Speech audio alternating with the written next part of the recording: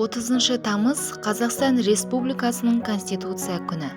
Конституция деген не? Конституция ол заң.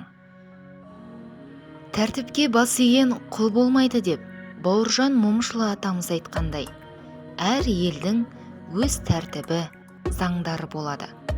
Қазақстан Республикасының ата заңы 1995 жылы 30 тамызда қабылданды.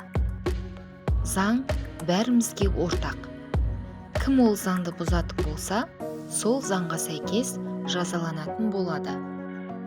Қарапайым тілмен айтатын болсақ, балалар, бізге ата-анамыз біреудің затын рұқсатсыз алма дейді.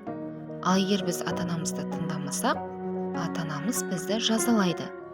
Сол секілді ата заңымызды біз құрметтеп, оған бағынуымыз керек.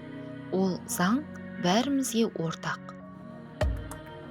Ғасырлар тоғысында әлемдік өркениеттің шыңына ұмтылған Қазақстан халқы тарихында тағдырлы шешім қабылдап, жасампаз жаңа дәуірге қадам басты.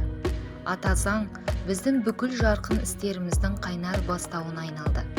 Конституция мызғымас мемлекетіміздің алтын қазығы, бірлігі мен ынтымағы жарасқан елдігіміздің бұлжымас бағдары, кемел келешегіміздің кепілі.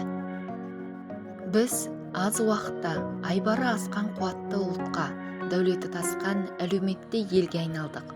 Ортақ шаңырағымыздың шекарасын шегелеп, іргемізді мызғымастай етіп бекіттік.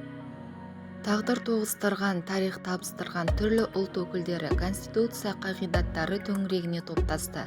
Еуразияның жүрегіне орналасқан елордамыз әлемге руханияттың ірі орталығы, саясаттың іргелі ордасы ретінде танылды. Конституция күні құтты болсын.